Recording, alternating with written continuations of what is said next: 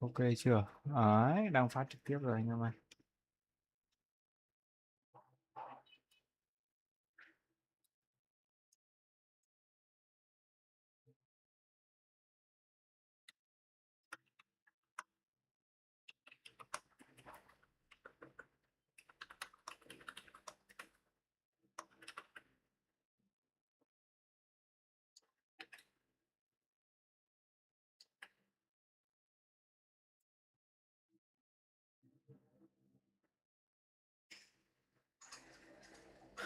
Anh nghe đây.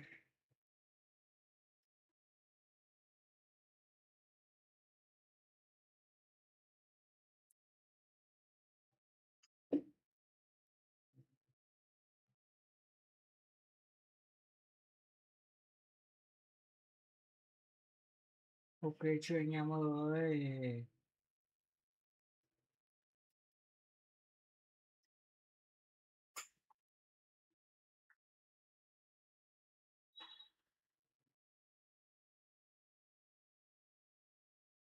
Xem có vẻ ổn chưa nhờ?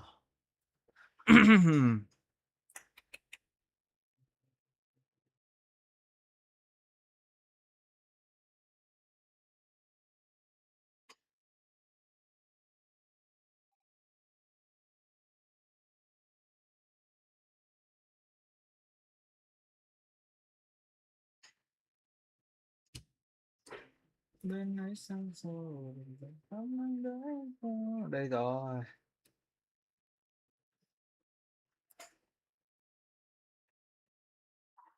Thử nhá. Chat chat ở đây cho anh em nữa nhá.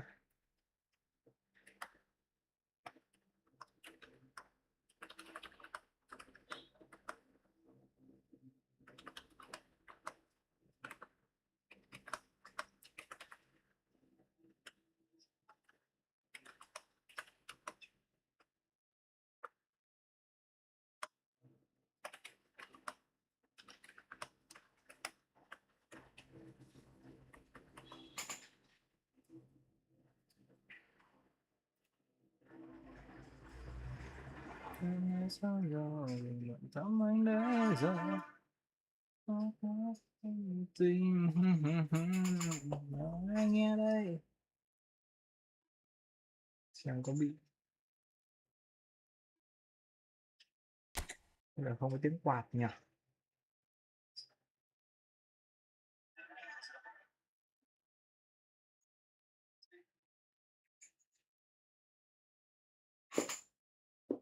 Đoạn xoay cũng lệch nhịp, tất cả là tại anh. Đến đây anh em ơi.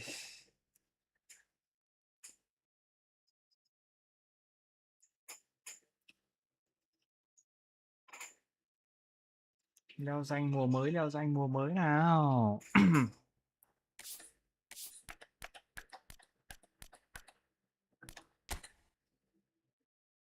Vô danh luôn đi nhở. Có cần gì mà phải nháp nữa đâu. Ui.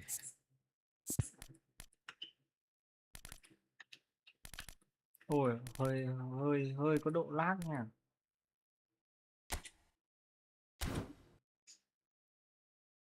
Hơi có độ lag một chút nha.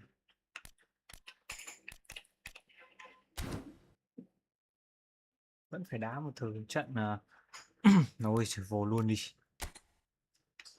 Làm gì mà phải thứ đâu mà.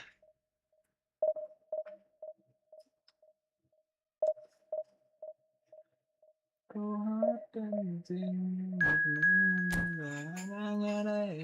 Đàn sai cũng lệch nhịp, tất cả là tại anh.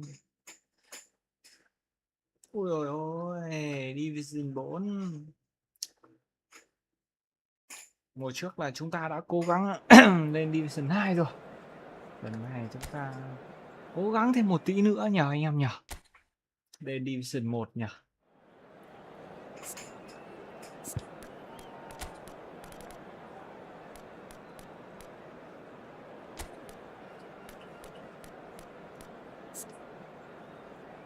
Xem nào, xem không. Mà low pass tốt hơn này, đánh đầu tốt hơn này. Speed thì lại thua. Talking. Thôi cứ để đấy đi. Giữ nguyên đi anh em nhỉ. Ôi ôi, xin chào anh em nhá. Ôi ôi, anh em dành tay cho mình xin một like, một subscribe anh em nhá. Chúng ta sẽ cùng vào trận đấu đầu tiên luôn nào. Trận rank đầu tiên nào.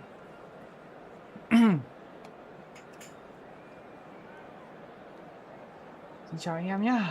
Ôi trời ơi. So bring it on. Height, expectation, emotion. The game yet to kick off. The excitement already palpable. Well, colour and passion just oozing from the stands here.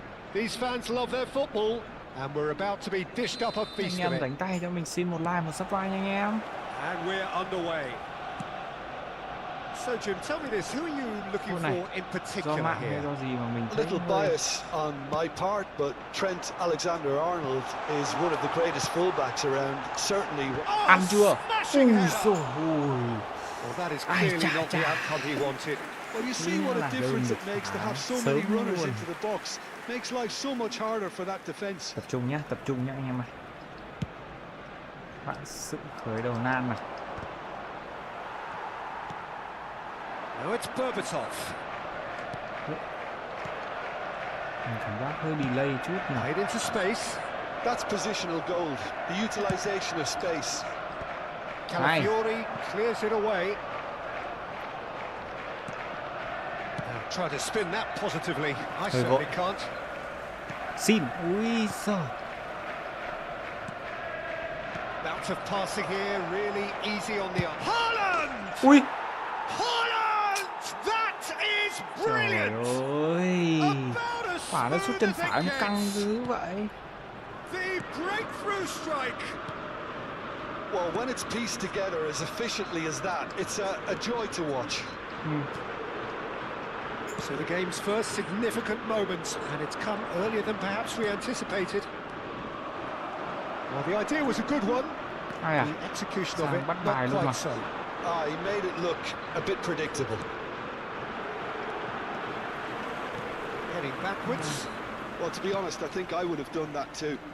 Passing is crisp and sharp. And he's managed to get rid. Ông này đá ghê vậy, đá cứ xìa xìa vậy. Mẹ cay nha. Oh, good take in a good area. Hay à? Massaro looking for the run. Good ball over the top. He's picked his way through. Ui trời ơi. Oh, he's enjoyed that. He evidently loves the contest. Rồi. He's in a great position here. Ơi. And here's Nhấn không được nhỉ? Timber finds himself Quả offside. nhấn này chọc khe mà không được kìa. Ôi rồi hỏng rồi. Sao rồi đây này? Hỏng thật đấy anh em ạ. Không phải hỏng đùa đâu. Bây giờ thì lại được này. Phạt chứ còn gì nữa. Rồi. Yamal. Chiellini concedes a free kick for that. Chút đây. Người đâu đá bẩn đấy. Well, plenty of early set pieces here. And this an opportunity to pull level. And it's Timber. Well, I wouldn't quite advise they should resort to risk-taking at this stage. There's plenty of time left yet. Cứ bị delay ra. Vieira. Now it's Berbatov. Shifted it to the flank. Chà. Celtic applying the press here, a high press. Yeah, we see this so often these days, but it does demand an awful lot of work rate and, of course, the discipline, because it has to be with everyone. It can't be with one or two. If that starts happening here, it'll just fall away. Yeah, and there are so much of them, but of course the returns can be terrific. And it cuts out the supply. Bóng 2. Now it's Berbatov. Chouameni proves too strong, too smart. Xavi Alonso. And this is Berbatov. Trời Half an hour ơi, played cầu thủ now. chậm thế. Celtic are Đây looking to rồi. break at pace. Yamal in acres of space out wide. Trời ơi. Tchouameni defending his corner stubbornly, stood up very well to his man. Nicely aimed pass. A mixture of good defending and indecisive passing. No progress. Now it's Berbatov. Khó nhỉ. Now, can they get him away? He's shifting through the gears here. Tries to play it through. Khéo nhỉ. Roberto Carlos gets ông này flagged khéo offside. nhỉ.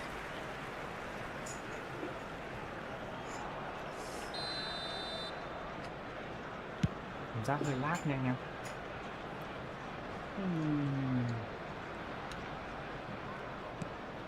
Okay, being behind at the break isn't ideal, but there's plenty of time to reply. Solar. That is lovely. Knocks it out wide. He's played it back. But here's Solar. Roberto Carlos. Now, what about a counter-attack? Chậm thế. Xavi Alonso. The ball has bounced loose now. Referee has just said play on. Now it's Park Ji-sung. Rodri. Massaro. And he's picked out the run. Tries a shot! Ui. It's run loose. Who's going to Trời get there? ơi. Thế còn không vào nữa. There will be 1 minute added time. Now it's Berbatov. Ai. Chậm thế nhỉ. Vieira. Zola. Zola looking to penetrate opposition lines. It's run loose here. Yamal. Tiếc chưa nha. And the first 45 minutes are up.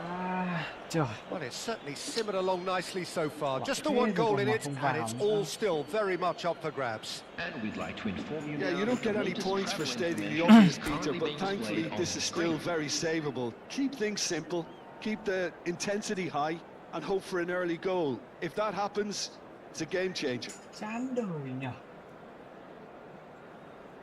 Sao anh em ơi? Còn hiệp 2 nữa anh em ạ. Còn hiệp 2 ở trước mắt mà. And that's the start of another 45 minutes. Well, I think in these circumstances, it's all about how to adjust the balance of your team. I mean, you want to get back in it as soon as possible. Shot, surely! Mày nhá. Oh, wonderful effort Hú all by himself. He's the one player you want on the ball running at defences, and that's precisely why. Cảm giác hơi bị delay nha.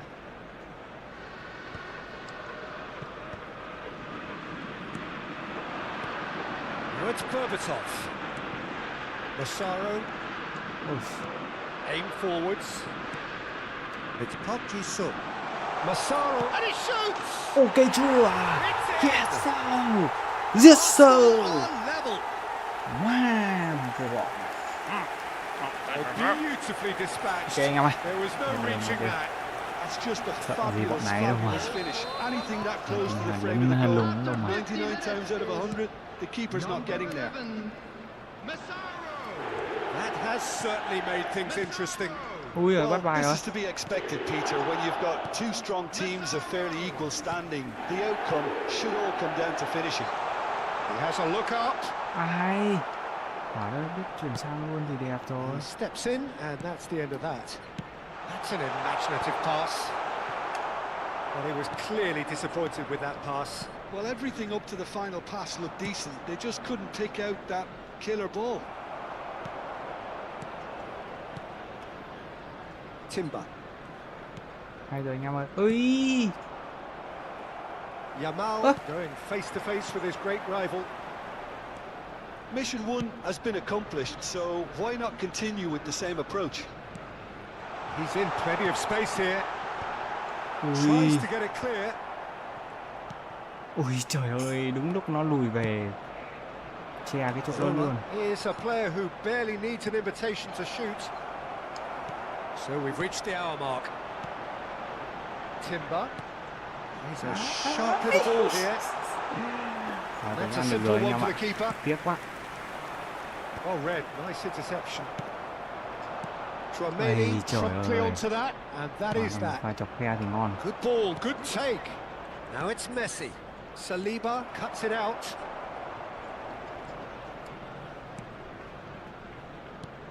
Massaro.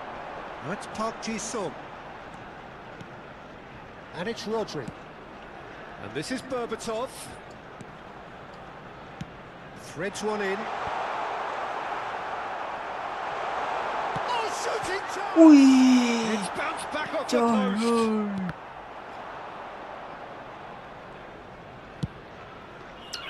Tiếc quá. Alexander-Arnold. Massaro looking to add to his goal. Looking for options for movement. Yamal picks it up out wide. Ây da, nó bắt được That's the rồi. keeper's ball. Căng thẳng nhở. Căng thẳng nhở. Park Ji-sung. Ui, không được. Now it's Haaland. Chết mẹ, chết mẹ, Now chết it's mẹ. Messi.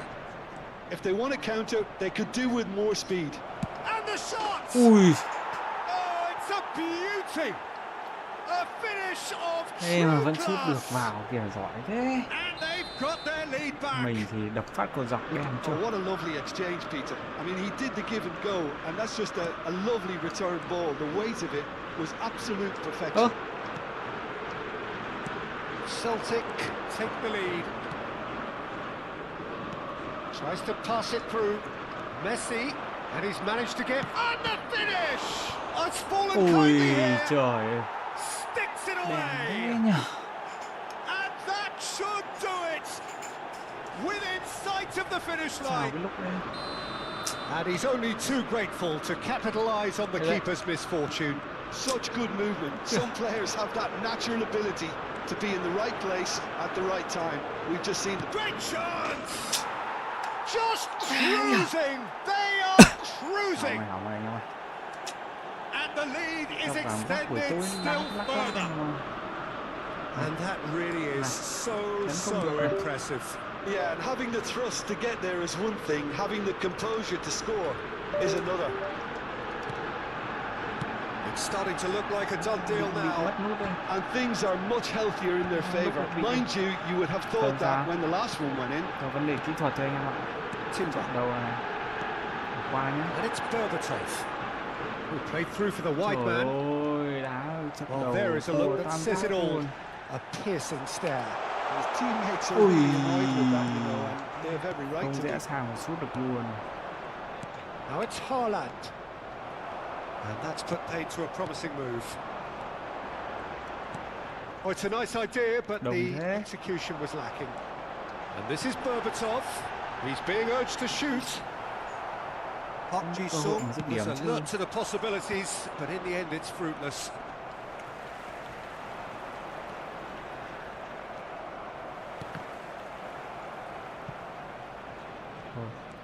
Vieira conjures time and space where few can. Alexander-Arnold. Oh, lovely bit of skill. Played out wide. Bật cái Park There will be Ji-sung 3 rồi. minutes added time. Gets a good foot in there. And he's in on goal. And Berbatov! It's loose now and they want to get it back. Chán thật đấy. Này đá một quả một cột sạc. Ui à. Not too much more here than seeing out time, and time is very nearly seen out. That's that, the end. Ok anh em ơi. Arsenal have very little in the way of excuses here. Simply having... Khởi đầu nan anh em ơi. Gian nan là không được nản nhá.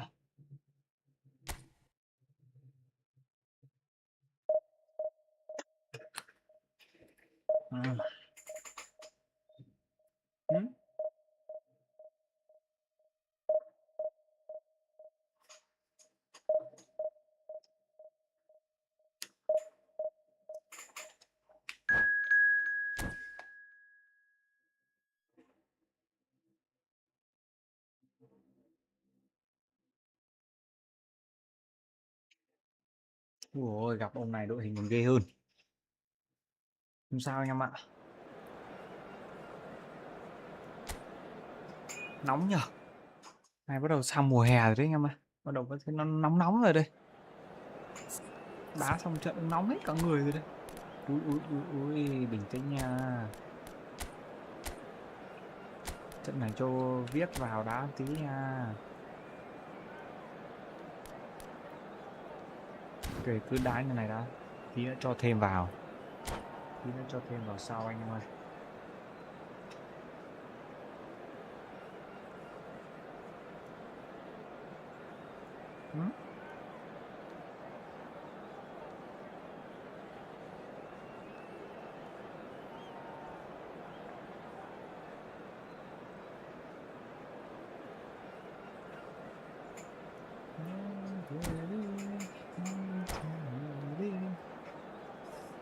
Chán nhở. Gây trận đầu thu luôn. Mình cần thắng 2 trận nữa anh. Mình cần thắng 2 trận The nữa. noise is just about reaching a crescendo here as these two sides get ready to lock lên horns. Division 3 nhé. This is football at its finest. There's nothing quite like match day, especially here. This crowd doesn't do ordinary, and we should be in for something very special. Well, we're on the way. It's impossible to ignore the genius that is Andrea Pirlo. He plays a deeper midfield role, but his whole game is designed to spray passes forward. Just one of a kind. Yeah, these guys now are almost extinct.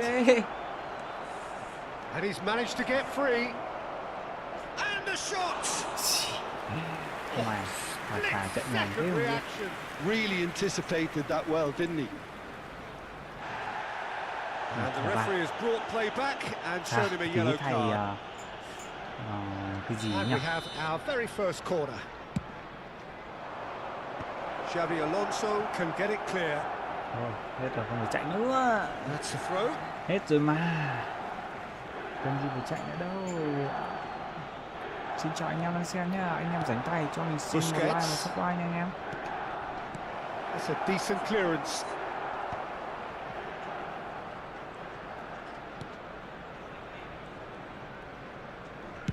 Spread out to the left.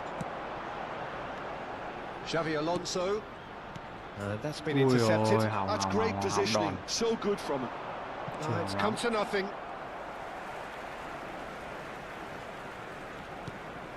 Saliba.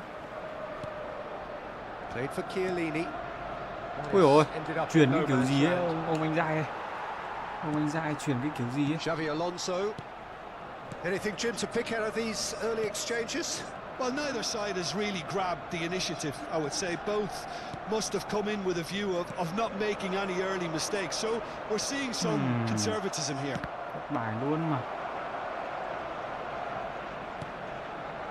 Rodri. Played out to the left flank. Wirtz tries a cross. Khéo nhở. Arsenal are still to register a shot on target. As a matter of fact, a shot of any type. And the flag has stayed down.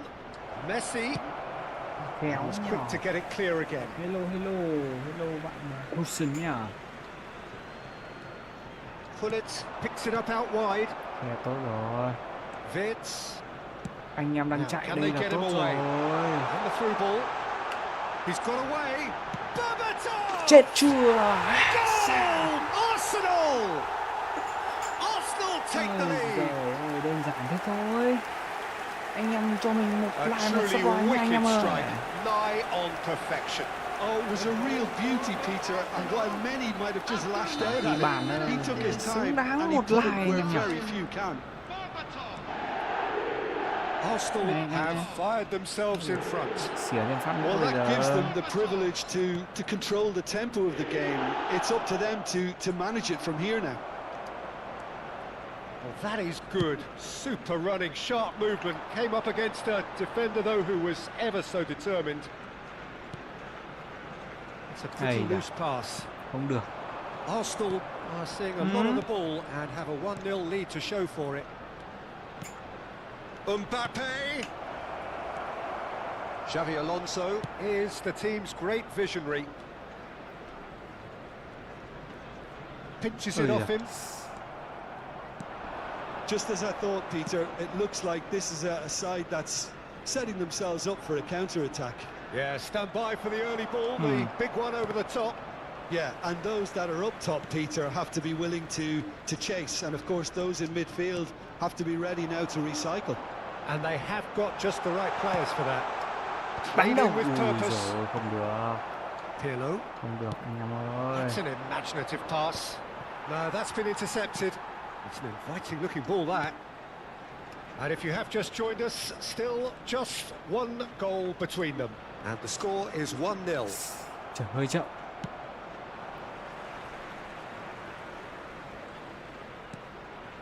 Timber. Saliba. Played towards the other side. That's a great ball cross-field. And it's Wirtz. Neither of these two want to come off second best. Busquets makes the interception. This is the time you need that pace. Well, a glitch with the rangefinder there. Chậm lại tí anh em ơi. Evident annoyance. Yeah, he just didn't seem to get enough on the pass, Peter, did he? And he's gone searching crossfield. No, he's not getting his way this time.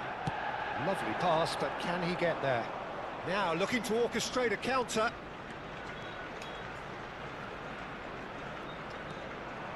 Little pass back. Pirlo. Calafiori gets over and intercepts. Shifted it to the flank. Pressing's intense, and it's paid off. Rodri. Well timed, excellent interception. Pirlo. For Messi. And it's Hullet. Busquets. Oh, it's a promising build-up, this. Plenty of really nice passing. Massaro.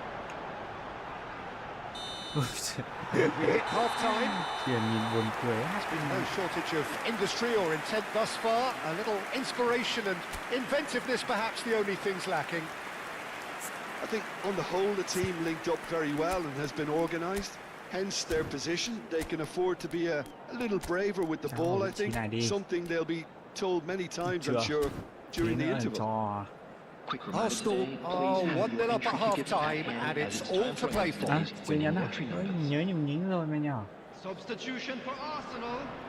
Number 14, Xabi Alonso. Here we go again. Coming on to replace him is Arsenal carrying a one-goal lead. John Evans. Now it's Berbatov. Nicely weighted ball. Ui. Arsenal different to some extent this half. Details of the changes to come soon. Well, we're certainly going to see a change in personnel. We'll see if the system changes with it. Trời ơi, chán thế em biết. Đánh đầu. Yamal wins the duel this time. Rồi, ngon rồi. Rodri puts his foot on the gas. Massaro. Out to the right. He's in space and looking for options. He gets big. Harmlessly behind.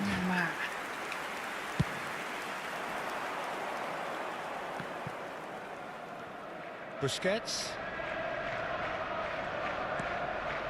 That's a lovely, neat pass.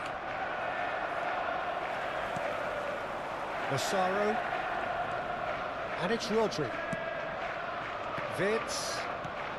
Không đòn rồi. Mbappe. And this is Hullet.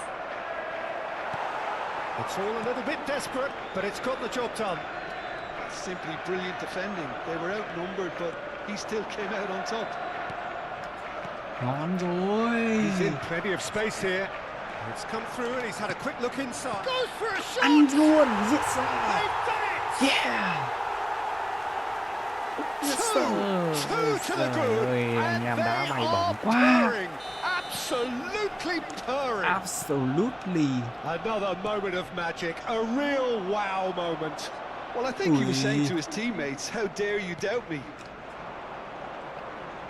2 goals on the day, and he may not yet be done. shot. Ui, Oh, trời it's ơi, a có treo rồi mà stunning nhờ. goal. Oh, it Trời really is ơi, a mà lại finish không of kịp the chứ. highest order. Just one Thế rồi, goal thằng in bạn it có tinh now. thần lại rồi. Game on. One sweeping move executed with deadly efficiency. Look, if you want to be effective on the break, then the key element is always pace. That's what really rips defenses apart. And it's the chance! Ok chưa? It's in! Yeah. And look at his joy! Cái Is hiểu vấn this đề not luôn why chứ. we love the game? Well, was he ever going to miss that? Of course he wasn't. Such a smart finish, and the setup was very good too, Hai but người luôn đi. defensively, they didn't cover themselves in glory here. Clinical, just clinical. What a game this is turning out to be for him. This is frightening Daniel Mo football. vào He đá đi. has increased defensive fear on the Daniel way Mo to vào. that hat-trick.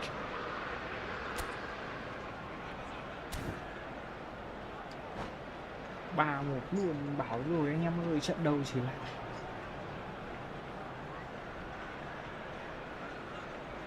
chỉ là khởi động thôi. Trận đầu chỉ là khởi động thôi anh em.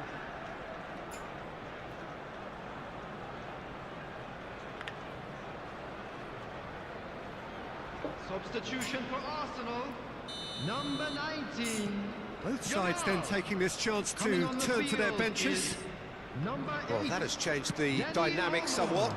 They've seen the Phá light, luôn. and the opposition have been Phá left luôn, in the không dark. phải nói nhiều luôn.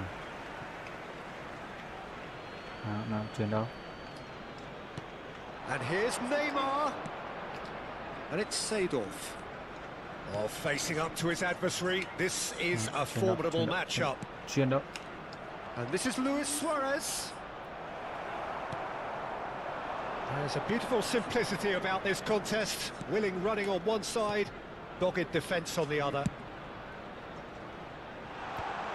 Viết ơi, Viết Looking đá for hay a quá. runner. You can never be short of runners into space, as long as the Viết space đá hay left quá. Úi behind giời is ơi. filled. Úi giời ơi, Chance here to counter. tí nữa là ăn luôn. Vietz. A noticeable change in the approach to defending here. Much more in your face.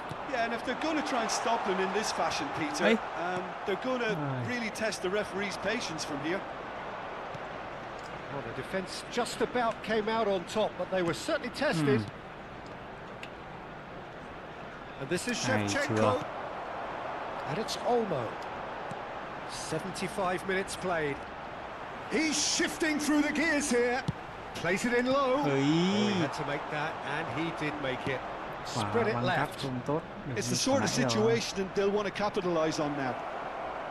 Shoots! Ai chà, He quả has nó chọc done khe it! ghê thế. Yeah, that's really well Chọc played, khe Peter. gì It's mà very, very xuyên hết simple. vào The phòng ball ngự through to luôn. him was just beautifully measured. Milan get themselves back into contention. Well, I think they have every chance of levelling this now, Peter, but they've got to stay calm and not go completely gung-ho. I think the message here is quite clear, Peter. They want another one and will seemingly keep going until they get it.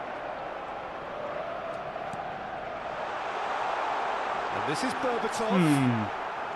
Well, the defence proved infallible then, but that won't be the last they'll see of him. I'm struggling to work out whether that was brave or a bit stupid. Maybe both, actually. Well, he certainly wasn't in the Ủa. mood to take any risks. João Neves. Oh, he's found support out wide. That's a promising position. Oh, he refuses to take the bait. Arsenal nearly finished it off there, but now it's a case of waiting for the whistle. Luis Suarez. Played out towards the right wing. Very much into the last knockings. Nesta promptly onto that, and that is that. Milan looking to pass their way through. There will be Looking 2 to play him minutes in. added time. That's Hay. just playing it safe Hay quá, hay and quá. simple. Cố gắng lên.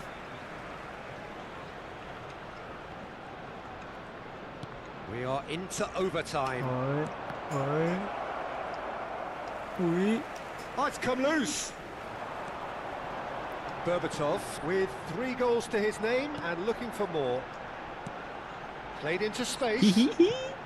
Thả này, Bergomi đáng rồi. kept aware. Thắng rồi. Yes. So that's Yes, it. yes. It is all over. Điểm đầu tiên anh em ơi. Well, that was good. A terrific advertisement for attacking football. Both sides glad to trade blows, to set out always only to win. And it came down to one decisive moment.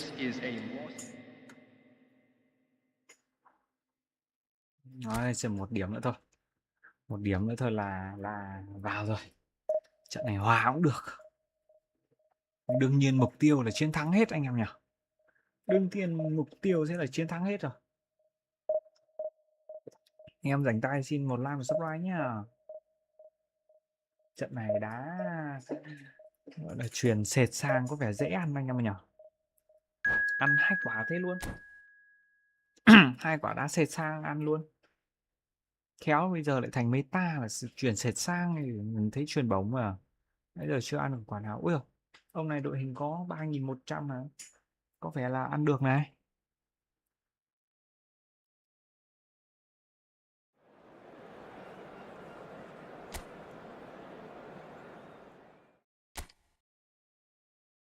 Trận này đá trên sân khách à? Trận này cho Florian viết vào đá hay đấy. Nhưng mà cứ để đội hình đá chắc hơn. Florian viết thì vào thì tấn công hay hơn. Nãy Florian viết có quả truyền cho Bepato hơi bị hay luôn vỉa.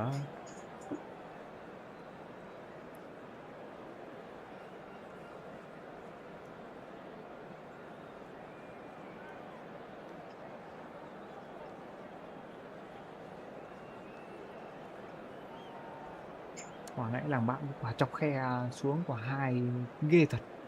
Chọc khe cũng mà chắc là hàng phòng ngự của mình bẫy Việt vị thôi. Bẫy Việt vị. Chọc khe cái xuyên thủng hết luôn.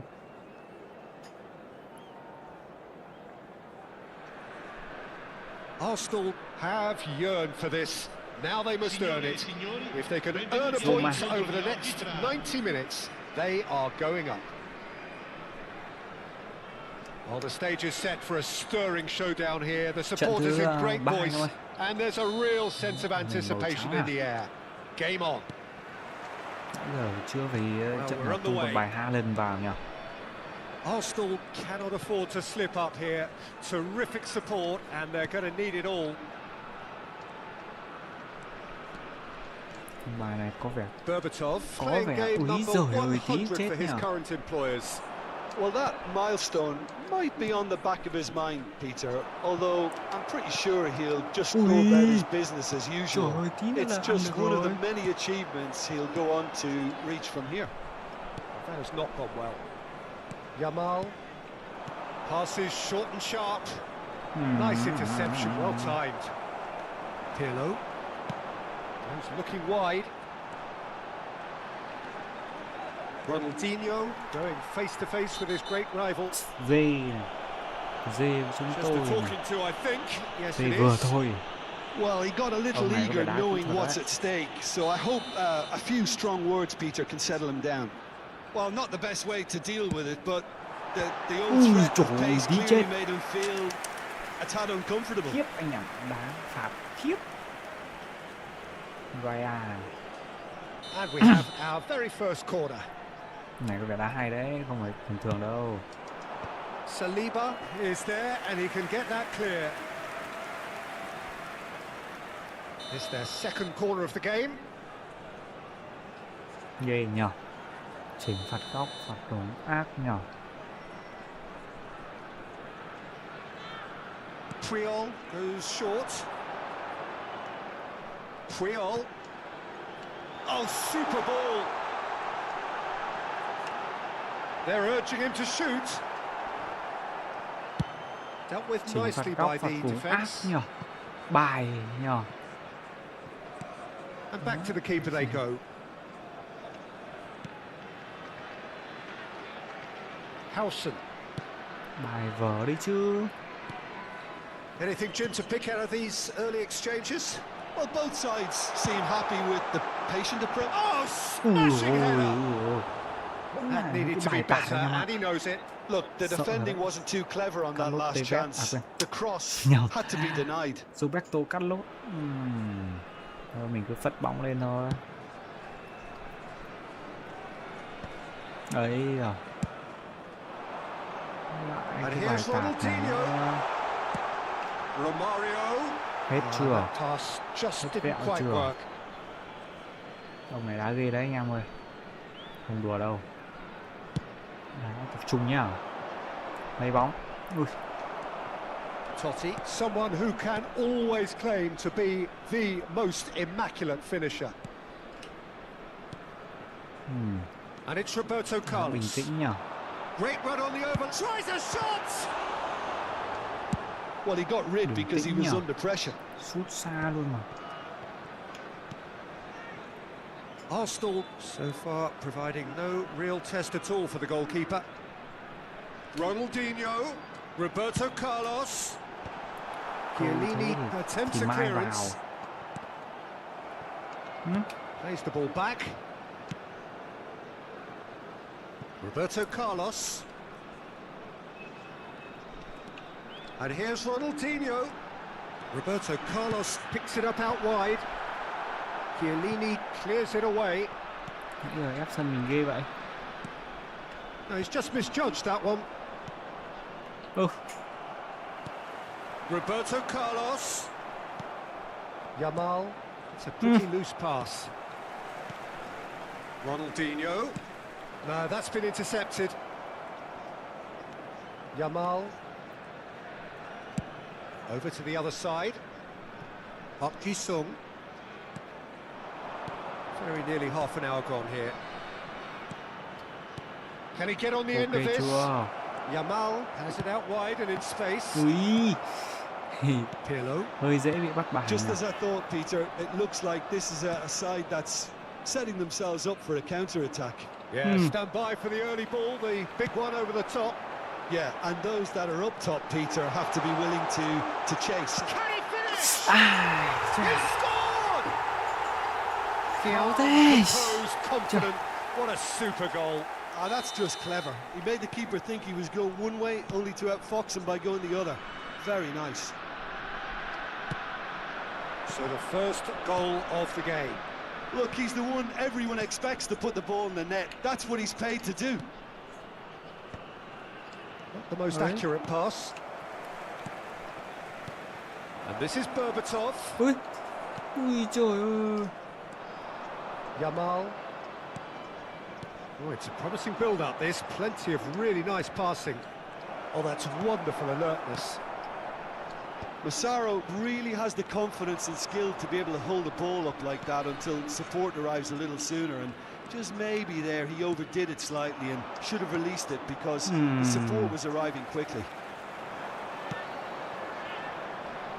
He's in space and looking for options. And it's Totti. Into the final 5 minutes of the first half. And this is Drogba. And he's heaved it away. Ông này thuộc dạng đá ghê như. Cafu pings it across. Oh, well played, well played. Ui ôi. Xabi Alonso. Massaro.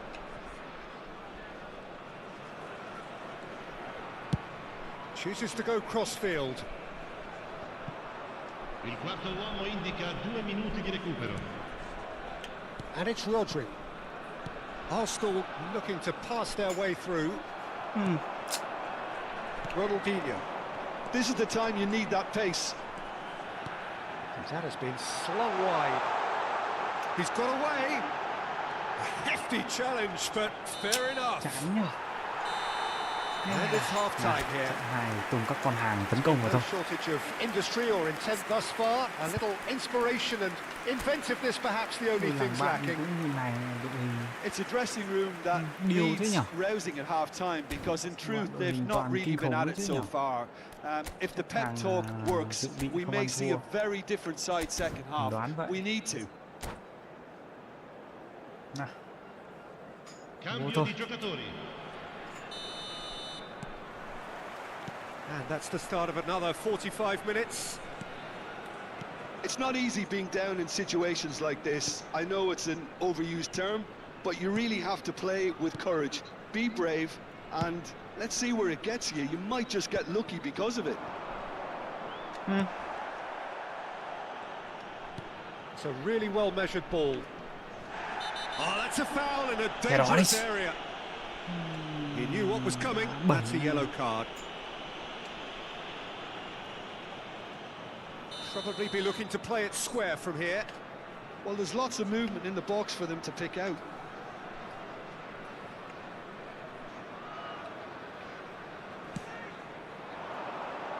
Tries to get it clear.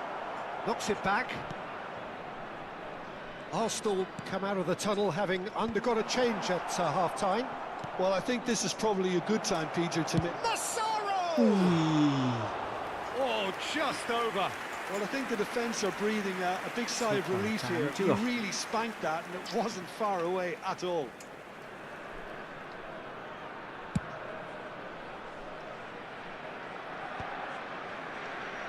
Oh, he's done very well to take that back. Triol.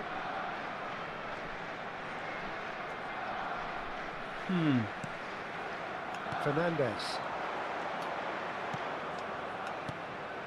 Pirlo. And it's Roberto Carlos. And this is Ronaldinho. And he's in on goal. He right there. Oh, it rattles the bar. Mày nhá.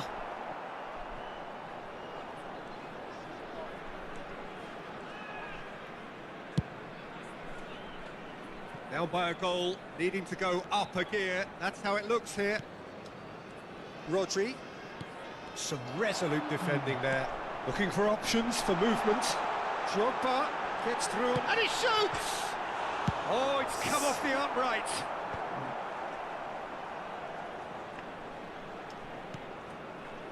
So, Jim, what are you thinking? Well, the stats are pretty telling here. It's hard to argue with the scoreline when you carry so little threat. Nicely spread. Yamal played in deep. Ui. Trời ơi. That's a throw. Căng sệt vào đẹp thế.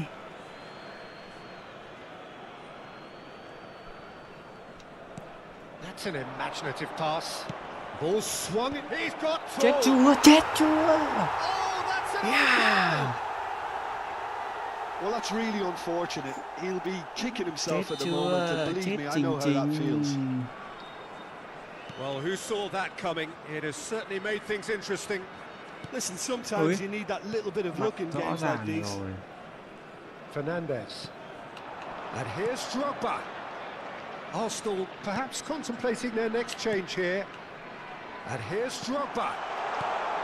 And he's quick to get it clear again. Distributed tidily. In towards the back stick. And he gets rid in a hurry. That's good play. Chooses to go back. And the shot! Defending of the desperate variety.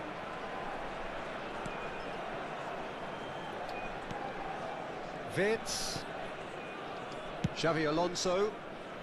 Ui trời ơi. That'll be a throw. Không kịp.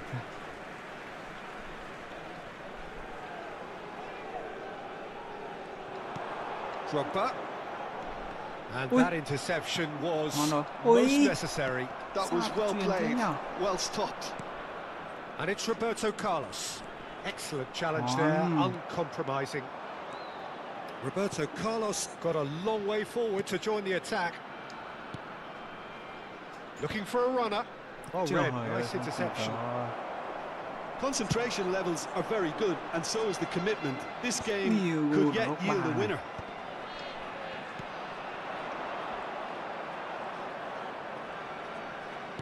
And he's forced to go back. And he's gone searching cross-field. Great vision. And this is Judge, surely! Yeah! Goal! Arsenal! And this has become a Đúng rồi, real bằng cô bé roller rồi. coaster of a Mình đang là game. cô bé nhá. We go up, Ui, we anh go em ơi. down, where we end, who Anh em ơi. knows? Anh em phải xem cái quả này. This is good, frighteningly good, Peter. Just Anh em phải about xem cái quả everything này that lại could phát. go well has gone well. If only it could be like this every game. Đá nhìn đứng này thì chết người It rồi. looked as though it'd gone too wide. He wasn't having that though, and somehow he found the angle. Peter, you have to have a certain imagination to produce the incredible, and that Mình live was bằng OBS incredible. nhé. OBS nói chung là cái phần mềm mà So we live have a theo breakthrough. mình Now thấy how will là things nhẹ develop nhất from here? rồi anh em ạ. Oh, that's tremendous. Nhẹ mà They've nói shown chung là it cũng again mượt. and again in this competition. They'll fight to the very end. You have to admire them for their spirit. Picked out brilliantly. He's on. Oh, shooting chance! Ui giời, sợ And he's managed to quá. get rid. Oh, that Từ could cost them. Totti clearly wanted to level things up in a Ôi hurry ôi, here. quả ghi It bàn didn't gọi quite là come off đúng for là him, but top marks for the effort. 10 điểm chứ không phải là không có 9 chấm mấy nữa rồi, phải 10 thôi. Từ mình cần thay ông này vào. Ông này là kiểu gì nó cũng tạt anh em ạ. Chuyển lực tím là chạy nhanh, truyền hả? Hello, chuyển lực tím á? Không, chuyển lực tím là mình truyền mạnh hơn đấy em, truyền căng hơn, truyền căng thẳng vào trong luôn đấy. Ví dụ như hoặc là đúng rồi, cũng mạnh hơn nữa, truyền dài mạnh hơn thì mình nhấn nút RB với lại truyền hoặc sút cũng thế, là lực tím là căng hơn. Đúng rồi, là nhấn cái nút chạy nhanh ấy, chạy nhanh cộng truyền và truyền lực tím. Câu bóng cũng thế, hoặc là sút cũng thế, dùng nút chạy nhanh xong rồi nút sút cũng là ra lực tím nha anh em. Truyền xếp Roberto Carlos with the short one. hỏng rồi. Drives it in. Đúng rồi. Rodri gets it away. Big chance! And it's hit the woodwork and out. Sợ quá anh em ơi. Calafiori gets good distance on it. Sợ quá. I think we're about to see a frenetic finish. Ôi. No half measures from here. Nó nằm hết ra vậy. Totti is on. And the shot! Oh, it's fallen loose again. He scores! Trời We thought it was over. It's all square once more. Some heroic goalkeeping, but even that couldn't save them this time. Well, it still had to be finished off, so well done to the goal scorer, but the keeper should have done a lot better. Chết quả này nữa chứ. So all square with almost no time remaining. It just goes to show you what determination can achieve. Okay, Đây rồi. there isn't much time left, but if we have to find the Sao winner Louis? now, there's no question who I'll be backing. Ui. That's a good block, but at the chạy lên expense of mạnh a quá. corner.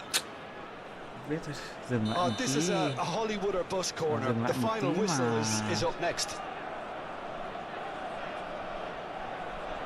They've played it short. Doué. Ôi. What a Dừng lại throw một in. tí tạt sệt sang là ngon rồi. Đúng là bé vào tốt đang tăng. Nicely weighted ball. He is just caressing the Ôi ball. trời ơi, yếu thế. Ôi, thôi Now xong hỏng Mario. rồi. That pass isn't the best. Confirmation that there will be 4 minutes stoppage time. Now it's from Sao lại Mario. vẫn còn đợt tấn công nữa à? Looking to play him in. Knocks it into space. He slings it in. Thôi luôn rồi, thôi hết giờ rồi. And we're done. Trời ơi, đi em It has anh ended em nhỉ. level, but most importantly, they are vẫn up a đang sẽ level. được lên đi sân 3 nhé. So what do you take away from it all, Anh em Jim? dành tay cho mình Arsenal xin một can like really và subscribe think nhé anh about em. enjoying their prize now, having finally got promotion out of the way. After a tough campaign, Hello, I Minh think nha. this is the least they deserve. Everything's looking very good for them at the moment. Thôi trận đấu hay, trận đấu này ai đá cũng hay.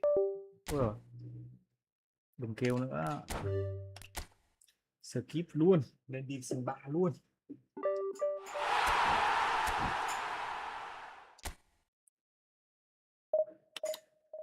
Đang mobile qua trên này, tôi thích nhìn khó phết. Đúng rồi, mobile thì thao tác bằng tay thôi. Thao tác cũng vuốt vuốt. Nhưng mà mobile bây giờ cũng Nó cũng nếu mà tay cầm kết nối được Bluetooth là cũng đá được. Nhưng dĩ nhiên là qua PC này thì đồ họa rồi là các thứ nhìn đẹp mắt hơn hẳn. Với chơi ví dụ như mình thì dùng iPhone, nói chung là chơi trên mobile thì chung là đá được 1-2 trận cái là bắt đầu nóng máy rồi, bắt đầu hết pin rồi, nên là mình đã chuyển sang chơi PC rồi.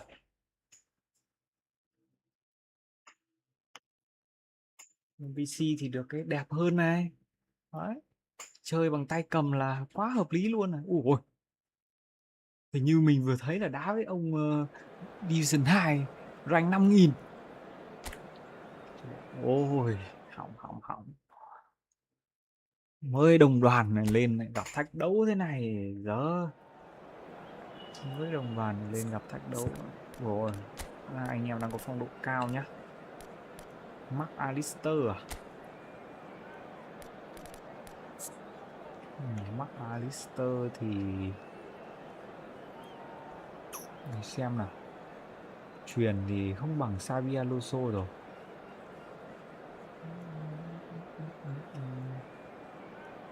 Truyền các thứ nói chung là không ăn được Xabi Alonso. Thôi, được cái phong độ đang cao thôi cứ cho ở ngoài đã.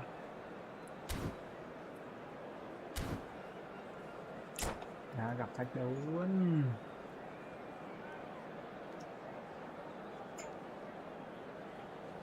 Ban đầu mình cũng đá trên mobile đấy chứ. Đá trên mobile thì thời gian đội hình cũng ngon. Nhưng mà đá cảm giác nó với lại hay lag quá. Đá trên mobile dùng mạng hay lag quá. Đá PC này thì đỡ lag hơn. Mình cắm mạng dây vào đỡ lag hơn.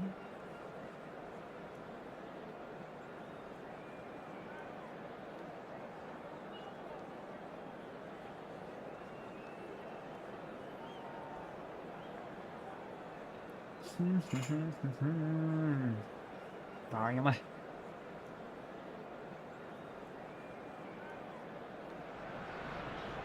Arsenal get ready for another crack at the big prize. Will they get the win they need to get their campaign off to a flying start? Or will their bubble burst over the course of the next 90 minutes? Well, the stage is set for a stirring showdown here. The supporters in great voice, and there's a real sense of anticipation in the air. Game on. And that gets things running. I'm sitting here wondering, Peter, what Roberto Donadoni's main role is going to be. One of Italy's greatest ever wingers. He can run and beat defenders. We've seen that all so often. And he can get from box to box if needed. Yeah, well, he does have an extraordinary work rate. And the shot! And he looked every bit the assured keeper there. I think he's done great there, both reading it and dealing with it. And we have our very first corner.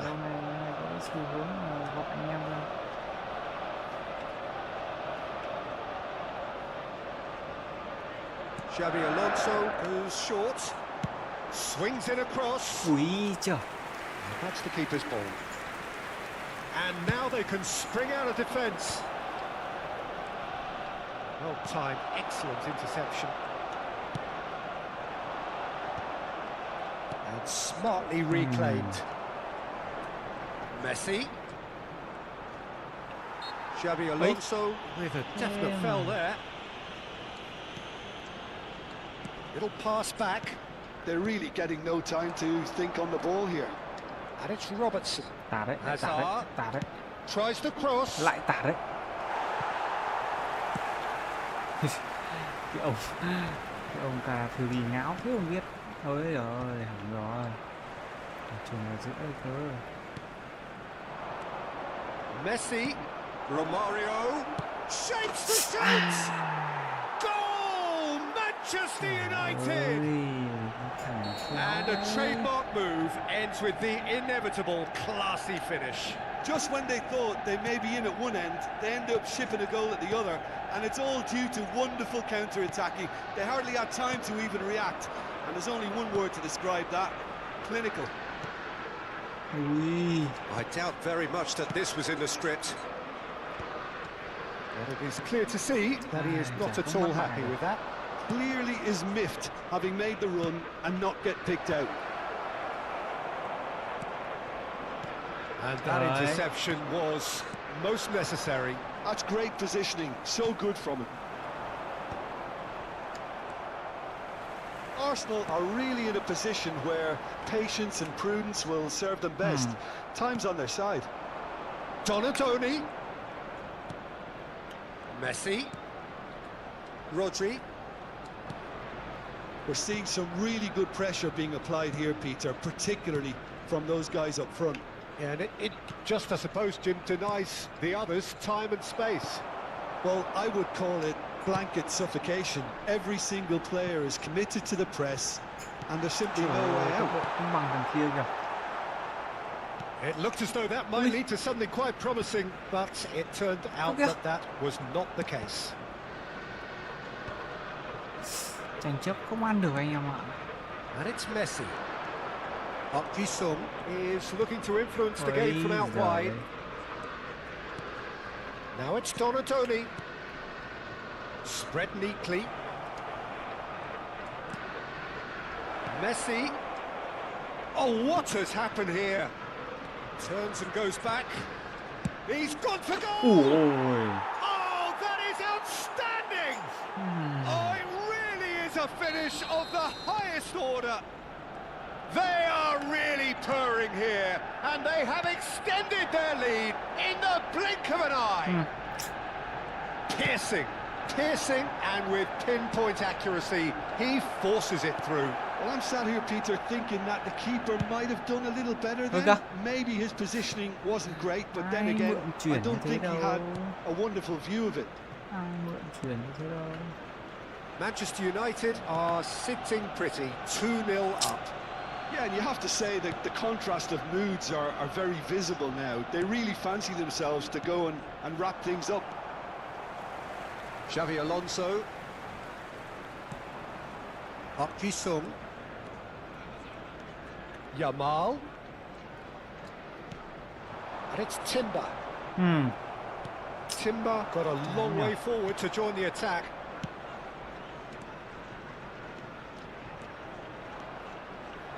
Nicely weighted ball. Chance for a shot! And it's there! And they're at it again in double quick time.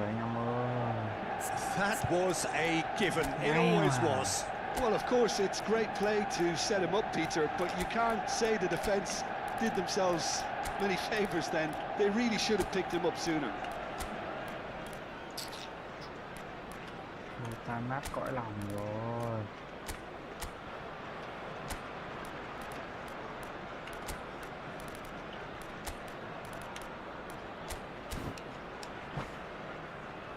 Chán nhỉ. Substitution for Arsenal.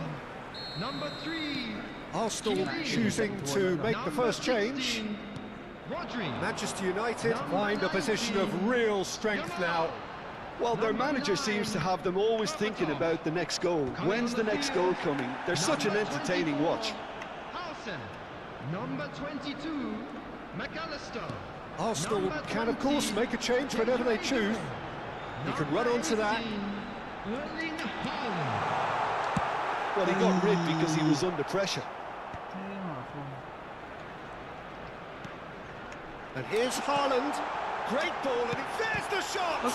Loose ball now, and there's a chase on to retrieve it. And it's slung out wide. That's a throw. Anh em buồn quá. Chuyền đâu? Mày chuyền đâu?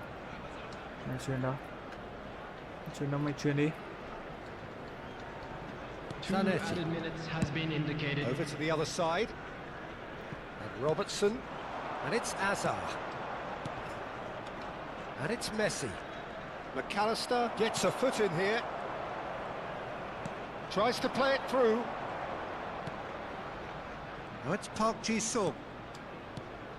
Goes looking wide. This looks promising.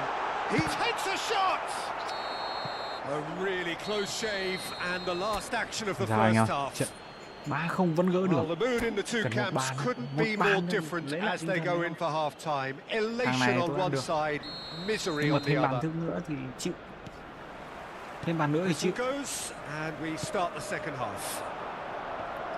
Arsenal really have to pick things up here.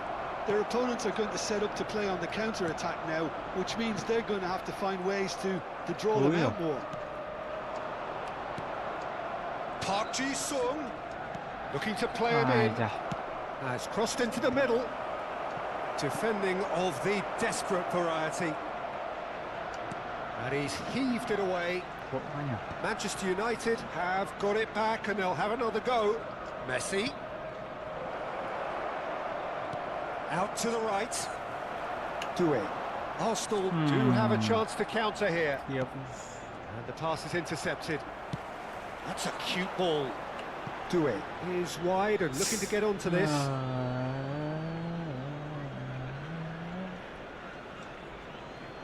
Thằng này đã ném biên rất mất thời gian nhé.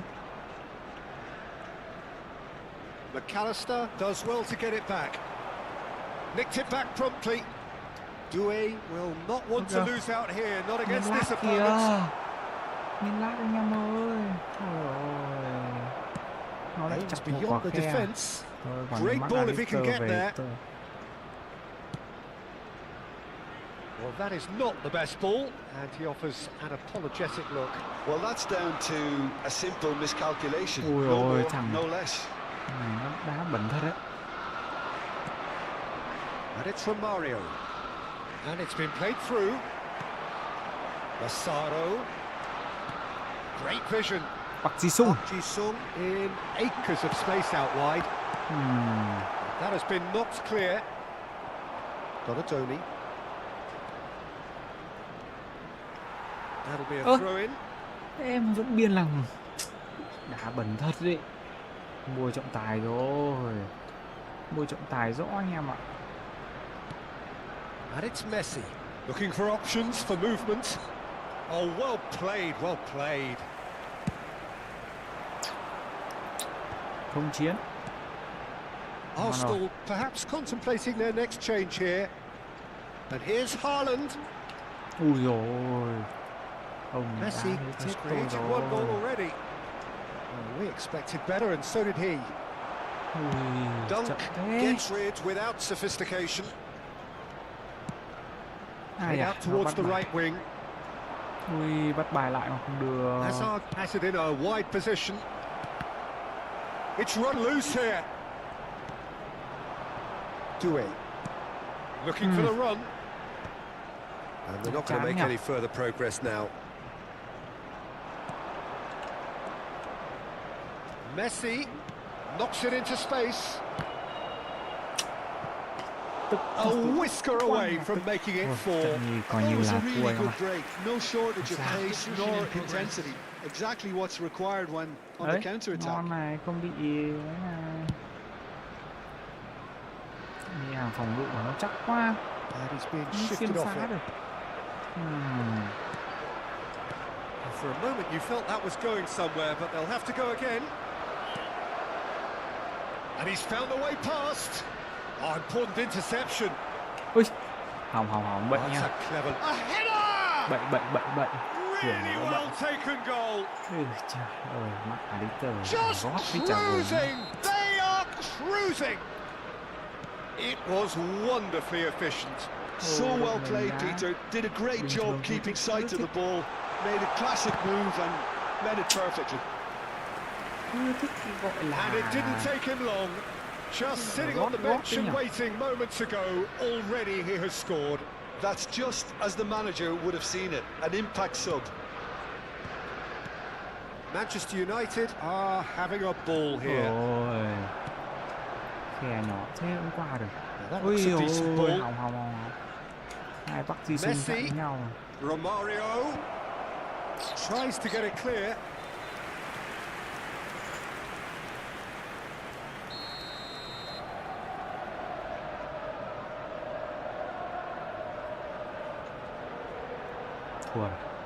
Thua chắc rồi. Park Ji-sung clears it away. Arsenal are looking to go forward now. Whistle's gone, that's a foul. Gì vậy? And he is going into that little black book. I just think it was a cheap foul to give away.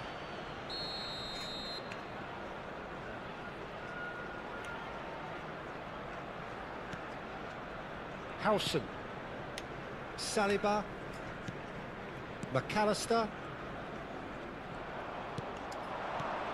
That has not gone well. All the way back. Haaland ơi là Haaland. Cố gắng lên một tí đi.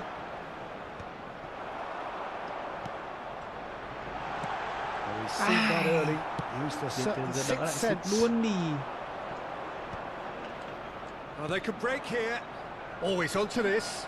Howson gets across to intercept that. And he's managed to get free. Howson. And again, they run up against stubborn defending. That is a brilliant interception. It's a good ball out wide. They need to play this quicker in transitions like this. A vicious ball here. Now it's Haaland. And he's there to retrieve it. Massaro goes for a shot! Việt vị không? Không việt vị này. Mistake! Không việt vị này. Well, was he ever going to miss that? Of course he wasn't. Massaro really can't believe his luck. He was allowed so much room when he should have been boxed in. Giành dựng tốt rồi. Well, they have a goal, but it is surely too much to hope for a comeback. Park Ji-sung. That has ended up in no man's land. He has found a way through. Added minutes has been indicated. Massaro.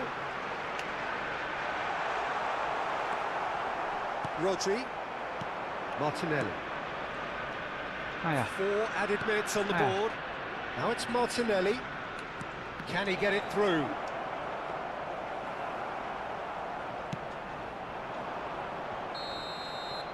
And the referee brings it to a Một close. bàn danh dự anh em ơi.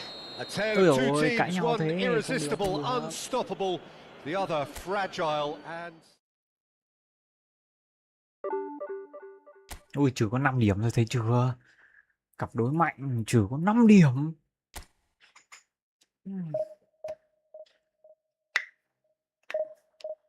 Anh em rảnh tay cho mình xin một like và subscribe anh em ơi. Để cố gắng trận sau anh em ơi.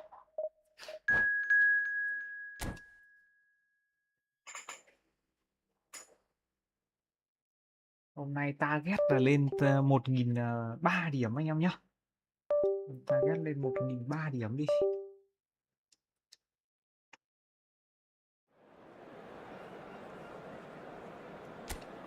Đá với ông gì đây? Có vẻ là Thái Lan thì phải anh em ạ.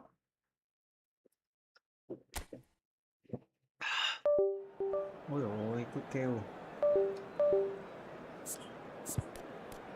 Nào, xem phong độ của anh em nào. Thôi được rồi. Erling Haaland. Vô luôn. Vô luôn. Anh em rảnh tay cho mình xin một like và subscribe nhá.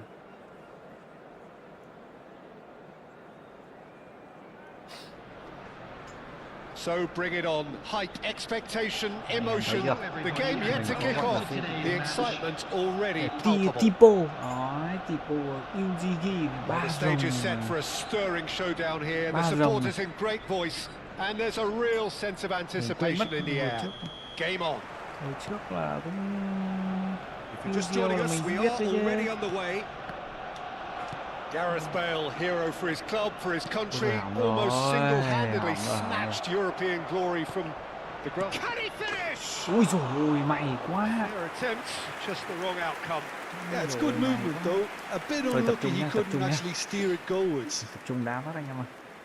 Bạn cũng mạnh chứ không phải yếu đâu. Ui dồi, gà lắc bêu, gà lắc bùng mà.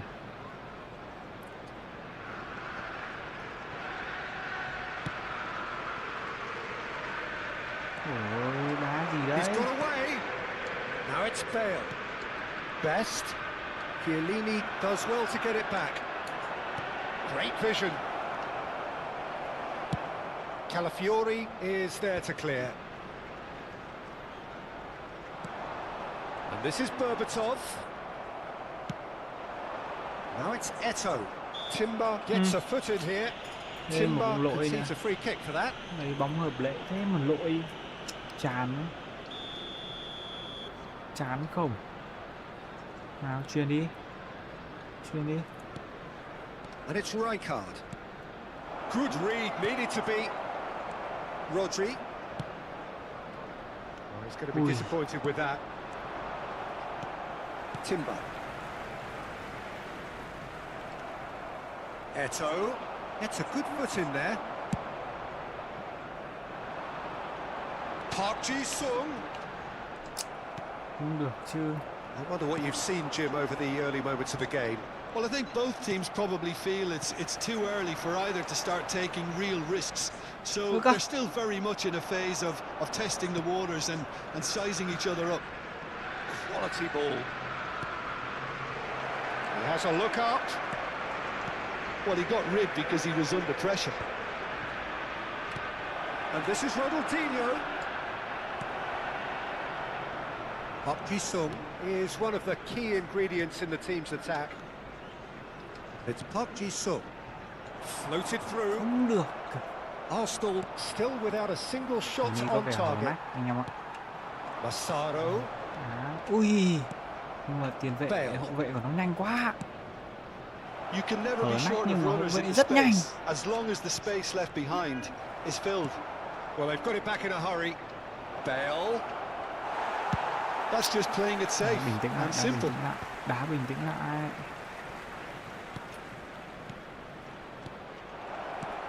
Eto. Hay quá.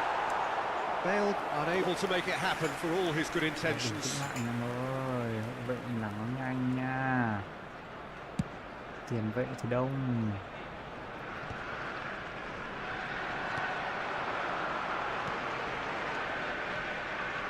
And the pass is intercepted. Massaro. Ôi. Rijkaard.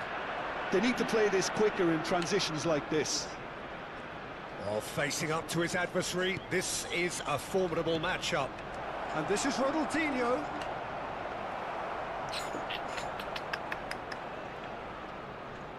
Bình tĩnh lại, cầm quả bóng đi. Timber. Yamal. Xavi Alonso is the distributor-in-chief, always looking for movers. And that's played in low. Ui giời ơi. Oh, great low ball in. Thế mà không Well, góc the là quality rõ of ràng the sút một supply chân làm has bạn been kìa. acknowledged. Shame, that's when the quality ended. Rõ ràng sút một chân Not làm the bạn best kìa. distribution from the keeper. And it's Ronaldinho. And he's managed to get free. Tries to pass it Qua through. dễ thế. There's the shot! Park Ji-sung gets it away. Xavi Alonso. And Yamal. Back towards the middle. Rodri. Shifted into the flank. Oh, good-looking ball. Now it's Bale. Bale will not want to lose out here. No decent chance! Trời ơi, hay ông mà lại để lọt qua First được. blood drawn. Giỏi thế. And a trademark move ends with the inevitable classy finish. Just when they thought they may be in at one end, they end up shipping a goal at the other, and it's all... Chance, surely! Ok chưa?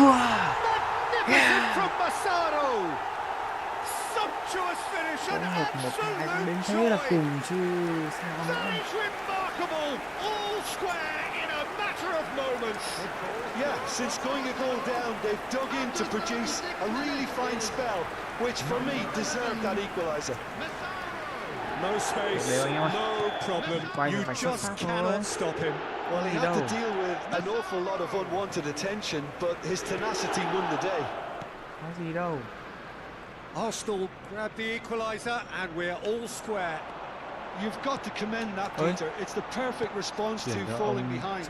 Don't let your heads drop. Just get back up the pitch and level the scores again. This is cracking stuff. Timber. Xavi Alonso. And they've switched it over to the other side. Ronaldinho gets over and intercepts. Ôi. Rijkaard. Robson. And here's Bale. Oh, it's a great ball here. That's going to go a long way. Không dễ ăn đâu. Nice looking ball. It's a pretty loose pass. Ôi trời, thế mà không đứng bắt bài được. There will be 1 minute added time. Rodri. Park Ji-sung. Not the most accurate pass. And it's half-time here. Tạm một Nothing đều to đã em ạ. separate the two teams at half-time. đều They've nha. both given it a really good go, and they head into the break all square. Any strong And if opinions you on the do first have a half? chance today, Well, I don't please think take either some side time will out have to too give your much support to to our better complain about stadium or worry fans. about, Peter. 1-1 is a fair reflection of the game so far, so it'll be fascinating to see how both teams go about trying to establish a little more control in this second half. That's a really interesting game, and they head in at half-time at Vớ đá 1-1. vẩn. Oh, he's got that all wrong, and Trời. it's a penalty. Arsenal present their Chán opponents with the best possible chance here. The ball is on the spot. Here we go. It's in! Not a twitch, not a blink. That's calm for you. Nothing Vừa mới is dạo going to bóng distract về. him. And he's done it again. He's got his second. So we have a breakthrough. Now how will things develop from here? Oh, it's a nice idea, but the execution was lacking. Rijkaard. And it's Eto'o. Well, here's a man adored by many, even deified by some. Shot a goal! Ôi giời They've ơi. scored!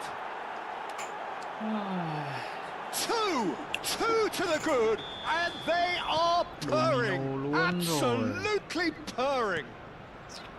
It was a great finish. He put it away with great poise, dead-eye accuracy. Well, Peter, I think the keeper knew straight away he was never going to get to it. Chán thế không biết. Well, that has changed the dynamic somewhat. Well, they're very much the better team at the moment, Peter, and no doubt will be looking to cause even more damage here. Well, the way this game is offering less possession, they'll need to have a very good conversion rate. Nicely weighted ball. Calafiori providing an outlet on that flank. Robson. They've got to make this nice and quick. Chiellini. Timber. Saliba. Tries to play it through. Neither of these two want to come off second best. Looking for the run. Oh, super ball. Cứ bị bắt bài thôi anh em ơi.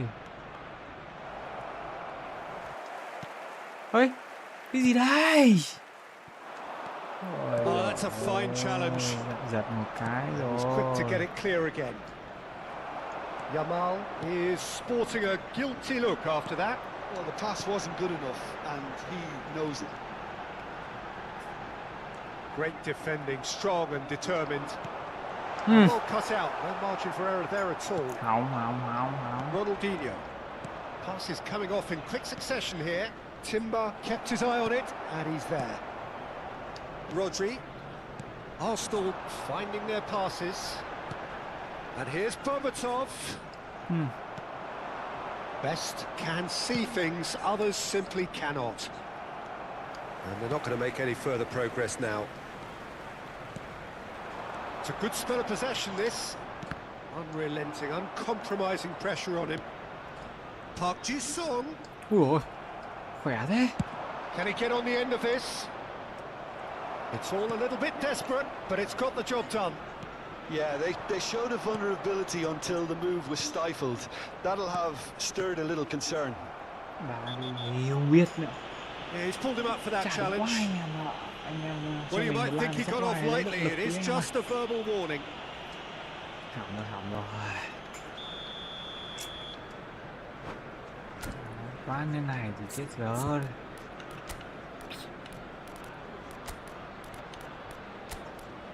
Làm gì ra man cái trận này không làm ăn được gì nhở. Đuôi đi.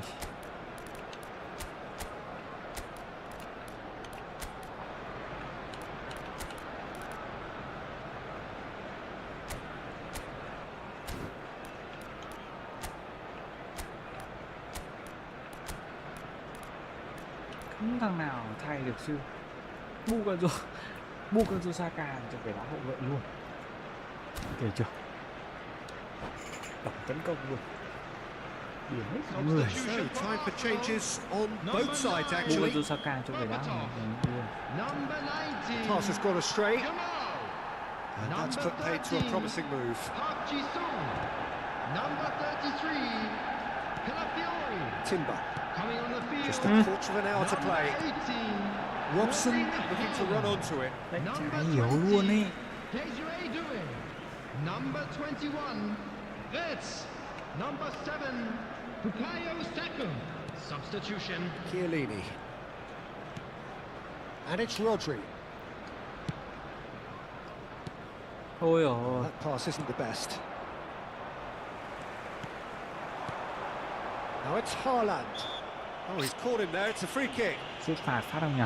Làm quả sút phạt vào không nhỉ? Làm quả sút phạt vào nhỉ anh em nhỉ? It's a good 30, 35 yards out, this. And it's Doué. And the shot! It's loose now and they want to get it back. Ui, được And rồi. he's straight offside. Bỏ qua phát là cứ lòng luôn thì Việt Mỹ mất rồi.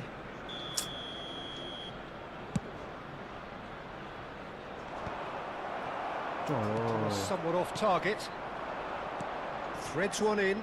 And he cuts out the supply. Xavi Alonso.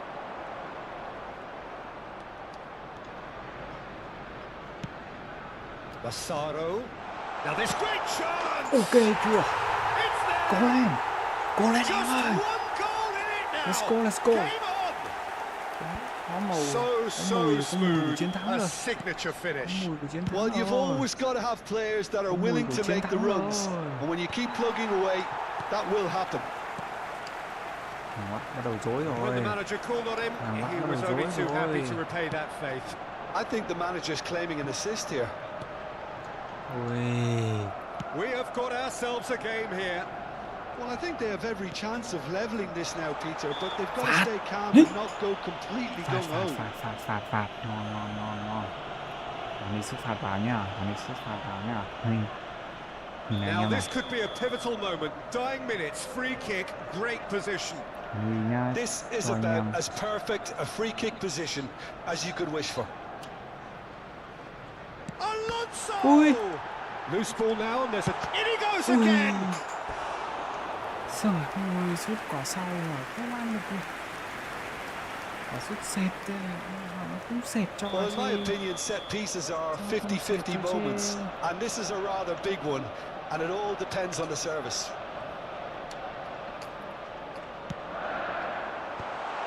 I think we're about to see a frenetic finish, and no half measures from here. Ôi, thôi. Oh, Robson shapes to shoot! Yes sir. Cố lên. Oh, fine stop from the keeper. Cố lên. That's very, very good. You can't ask for much more than that. Vẫn còn một pha lên bóng nữa. Bale plays it Ôi, short. chết dở rồi. There will be Real 5 chance! Ui, He scores!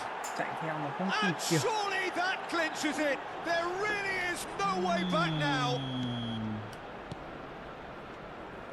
2 up and very little time left. Surely this is it. Well, that's a really bitter blow. I think it's going to be very hard for them to find the character to respond. And a chance! Cố lên anh em ơi. Oh! Cố lên. Deep Come into on. injury Trời ơi, time! quả đá biên nó mà không And không that chết is thì có phải about ngon as được cool as they không? come. He picked his spot expertly. That's expertly finished, and he's done that so often. Arsenal ngon rồi. give themselves a Bóng. chance of a fairy tale finish. Ui, Well, who's under pressure now? It's going to require some inspired defending Bóng to stop về. this lot. ui thế. Sao cầu thủ người sợ? And we're done. Arsenal were involved in a great game here, unpredictable in Tính so thế many mà. ways. Chán chưa? But in the end, they fell just short. Effort unrewarded. Đầu hiệp 2 đã toang hoang quá nhở. Lên Division 3 chưa thắng được trận nào.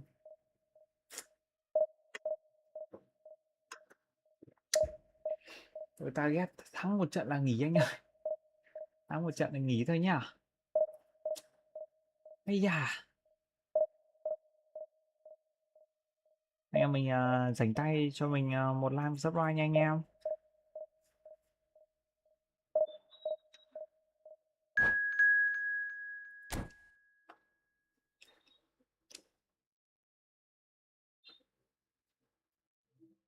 Ôi, đây rồi, đây rồi.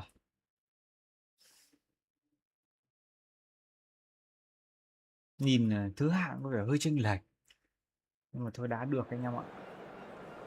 Đá là phải xúc. Sao mùa này anh em không cày rank nữa hay sao mà sao rồi? Nó thế nhỉ? Rồi trận này 2 tiền đạo của mình đang phong độ tốt rồi. Mong là sẽ có một chiến thắng đi.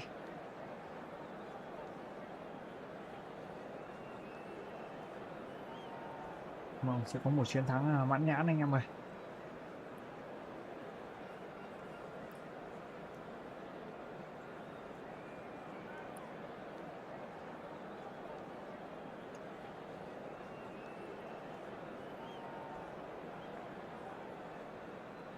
Bao nhiêu ngày trôi trên bầu trời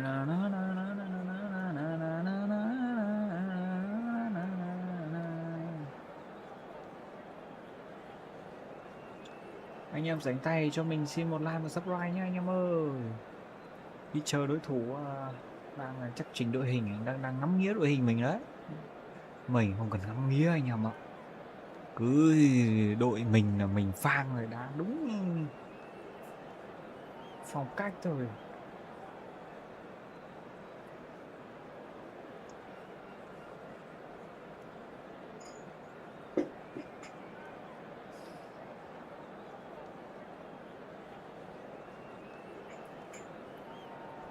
Ôi, đội bạn lâu thế, chỉnh cái gì lâu thế.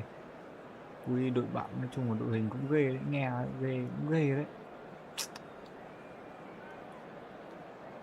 Để tô ra Tani Ibrahimovic nha.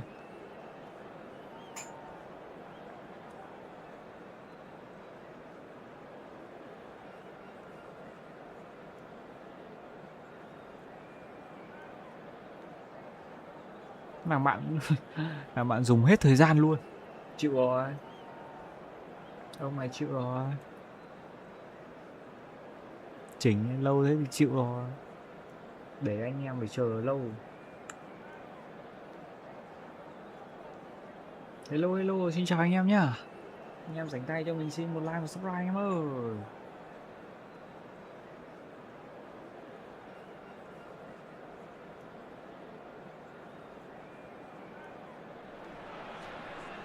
Well, what a sight this is. The colour, the choreography, the camaraderie. The fans have pulled out all the stops to make this a monumental occasion. Expectations and decibels both rising fast here. Things are heating up and we'll be getting underway very soon. So it's away we go then. Ai chà. Jim, you've played in games of this nature. Who can make the difference? Well, this guy, Rodri, is a player I like a lot, and he's someone who quietly gets on with his job by doing a lot of the simple things exactly right. And a chance! Goal! Listen, the big names earn their reputations for precisely the reason we've just seen. They have a habit of making their presence felt, and here we are, early stages. He struck one, and he looks hungry for more.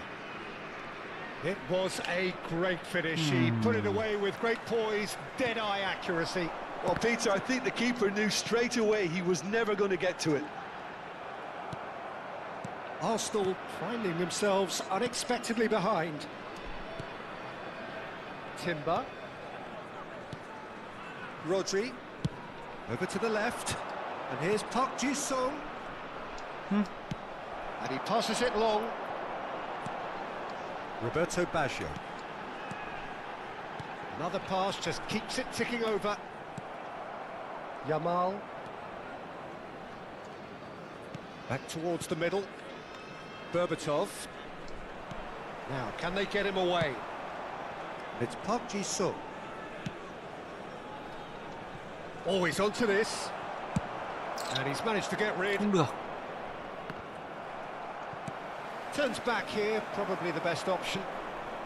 And this is Berbatov. Tries to play it through. Ui. Buffon gets his hands on it, and the danger is averted. Lahm.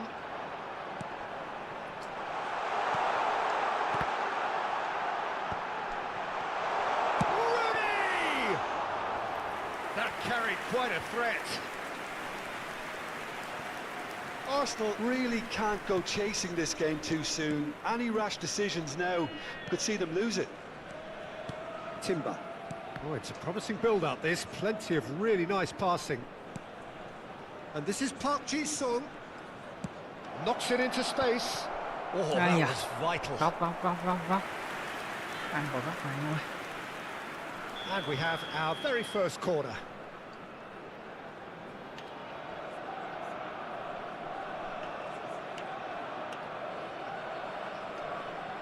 They've played it short. Ui. Trời ơi. And now they can Không lấy spring được. out of defence. A lot of space here, a real opportunity. And he's worked it through. Expertly cut out, really nicely done. And he has slightly undercooked that one. Well, I think the opposition saw that pass coming a mile off, and it wasn't the best decision. Chooses to go cross-field.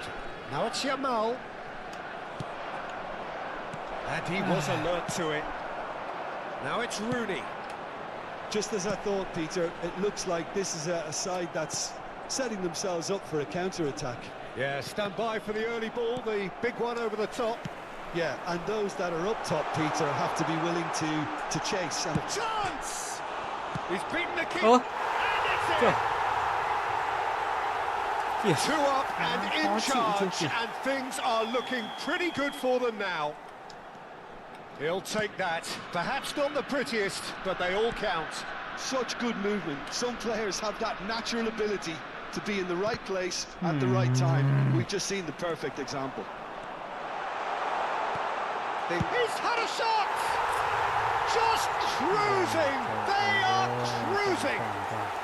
They are really purring here, and they have extended their lead in the blink of an eye. And a trademark move ends with the inevitable classy finish. Yeah, when you're hit on the counter-attack like that, it's like walking into a sucker punch, and they're dazed. 3-0, and things are starting to look awfully cosy. To be expected, Peter. They've gone and stepped it up, something they've been threatening to do and will continue to do by the looks of it. Yamal. Chả chạy đâu. Are in need of a lift as we head up towards the Không break. sao ấy. And here's Cristiano Ronaldo. Bale. That's a shade optimistic. Cleared without complication. And it's Rooney. Out towards the flank. Thế mà không lấy được bóng nữa. Rodri. He's had a fair tumble under that challenge. Great chance! And yes, it's Thôi there! khác anh nhé. And Trận này they're nhé. at it again in double quick time. Yeah, to see it unfold as succinctly as that, it looks telepathic. And that's it. Đã bực mình lắm luôn ấy. Well, thanks to Jim alongside me, and as the fans make their way home, so much... Ôi. Toàn gặp đối cứng cái này. Ôi ôi, thua 3 trận thông rồi. Chán. Chuỗi này không thích lắm nhá.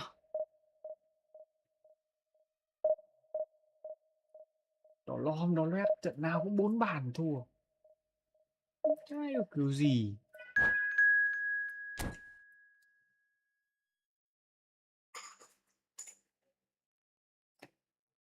Nóng anh ạ, này nóng thế.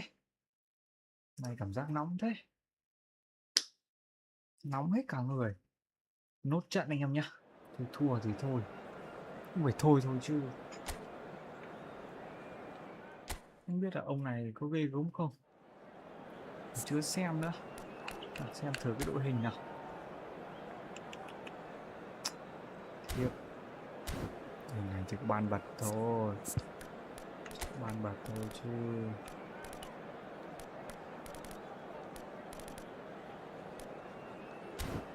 Messi các thứ thì chắc là đá trung lộ đấy. Đá trung lộ đấy anh em ạ.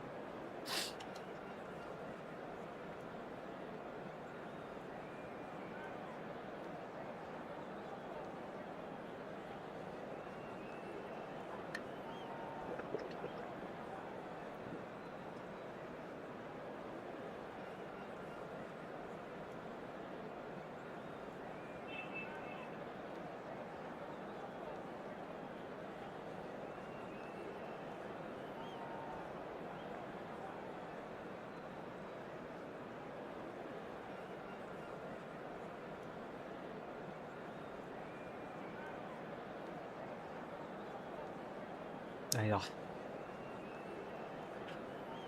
Lên đây toàn đội hình ghê gớm rồi, mình thì nhìn đội hình mình rất chán. Well, football is of course ultimately just a game, but for the next 2 hours it might not feel like that. The stadium is full of noise and energy. This certainly matters. Just listen to that noise. This place is definitely up for it. Let's hope we get a contest worthy of the setting. If you're just joining us, we are already underway. Who do you, Jim, see making the difference here? Yeah, Gerard Piqué. He's just about the toughest opponent you can imagine when it comes to one-on-one tussles, Peter. Pretty much unbeatable in the air or on the ground. He's also very comfortable on the ball and quite adept at picking a pass, whether it be long or short. I wonder whether that has anything to do with you being a defender once upon a time, Jim. Now it's Berbatov, nicely spread. Yamal has it out wide and in space. That has earned a reprieve for the time being. Over to the left. A lot of space here, a real opportunity. Picked out brilliantly. Big chance! Ôi trời ơi. Scored! Thế mà không chạm Well, được. talk about a real rude awakening. It's almost as if the defence saw nothing Chán coming. thật They đấy. just didn't anticipate. On heels rather than toes. Speed of thought, efficiency of movement, and certainty of outcome. And his manager couldn't look happier. That's the kind of interplay they've been working on in training, and it came off beautifully. Arsenal finding themselves unexpectedly behind. Thôi. Nay là một ngày không may mắn rồi. Gặp toàn đối cứng thôi. Swung over. Now he's off and running. Cái gì đấy? Ended up in no man's land. Messi. Good running, strong and purposeful. Chiellini. That's Park Ji-sung. Arsenal really can't go chasing this game too soon. Any rash decisions now could see them lose it. Dimichelis gets rid without sophistication. Bout of passing here, really easy on the eye. Oh, well played. This football này. That's going to go a long way. And it's Timber. Arsenal are seeing plenty of the ball, but for now they trail. Now this could be a chance. Ôi giời. Well, he got rid because he was under pressure. Khó anh em ơi. Cơ bản là khó. Saliba gets a foot in here. Saliba defending his corner stubbornly, stood up very well to his man. Timber receives it in a wide position. That's the throw.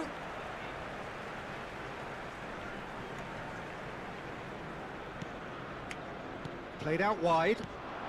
And it's Xabi Alonso. It's loose now and they want to get it back. Pirlo can so cleverly bypass the press. We're seeing some really good pressure being applied here, Peter, particularly from those guys up front. Yeah, and it just, I suppose, Jim, denies the others time and space. Well, I would call it blanket suffocation. Every single player is committed to the press, and there's simply no way out.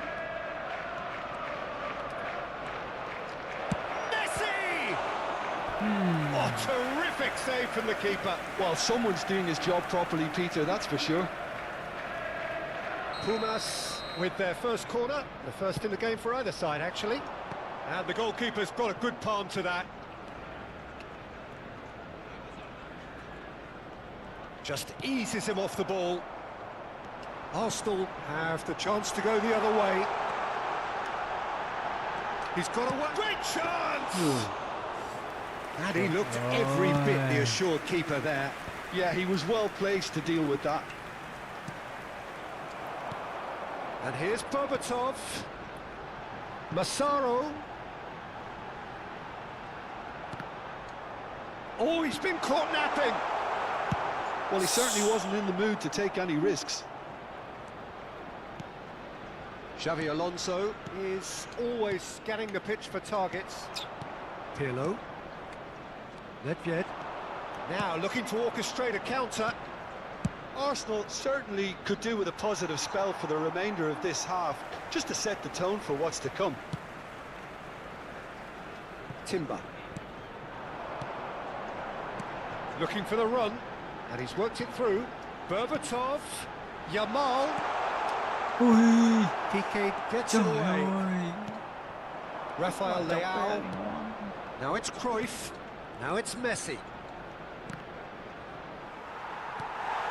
Massaro. Now that's well seen too.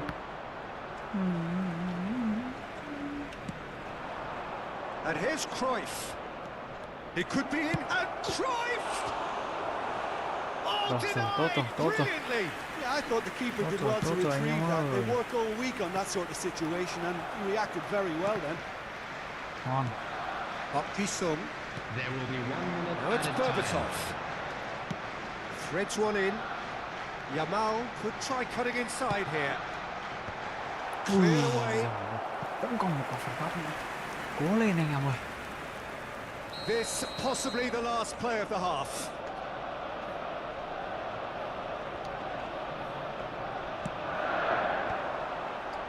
Ui. And we hit half-time. Vẫn còn hiệp 2 nha. There's been no shortage of industry or intent thus far. A little inspiration and inventiveness perhaps the only things lacking. It's a dressing room that needs rousing at half-time, because in truth they've not really been at it so far. If the pep talk works, we may see a very different side second half. We need to. So we're straight back at it at the start of the second half. Arsenal can really do with some bigger names standing up here. At times they didn't even look as if they knew what they were doing. Sung. Berbatov, who needs just a moment to score a goal. Oh, that's fabulous. Messi. Ôi rồi chuyển Challenge just a bit on the firm side. Massaro, and he's there to make the challenge. Cruyff. xía nữa. It's the sort of situation that they'll want to capitalise on now. Crunching tackle. He's gone down, but the referee Ui just dồi tells him to ôi, get back up chuyển again. Chết rồi. Another throw-in.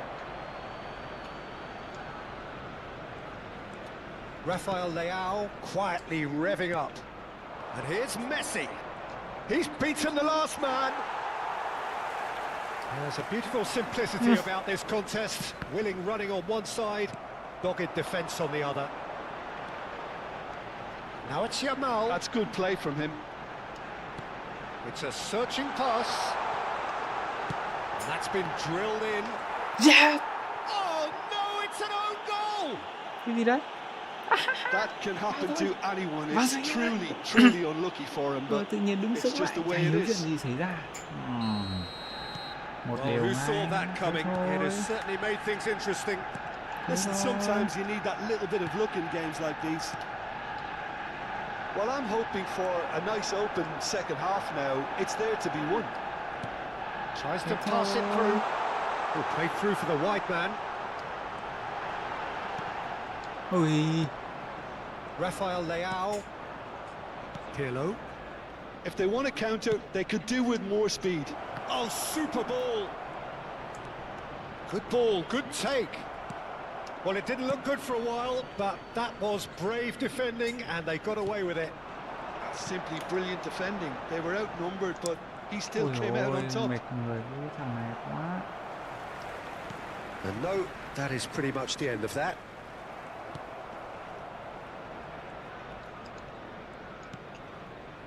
Rijkaard. Now it's Messi. You can never be short of runners into space, as long... And the shot! No mistake! Ôi, And they get themselves in front! sao hậu vệ nào mình cũng không... Well, was he ever going to miss that? Of course he wasn't. Such a smart finish, and the setup was very good too, but defensively, they didn't cover themselves in glory here. And now he has two.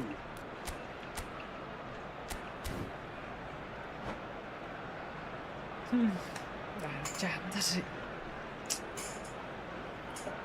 Vậy hội mình đã buồn vãi chưởng này. Substitution for Arsenal.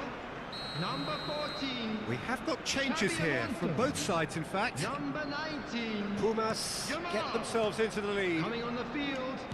Arsenal do have options available on the bench if they want to go that way.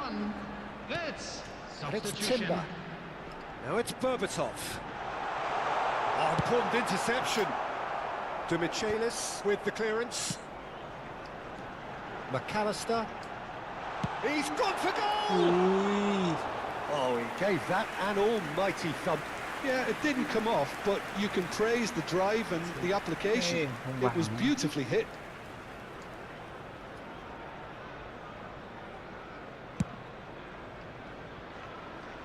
Neymar. Neymar. And he's managed to get free. McAllister. Timber. Arsenal looking to pass their way through. Ôi, ôi No, not ôi, quite sao on the mình same cánh kìa wavelength. chứ ông nội ơi. Arsenal really are going about things in the right fashion, Peter. It's great to see. They're coming again and again. They just need to sort out their end product, and quickly.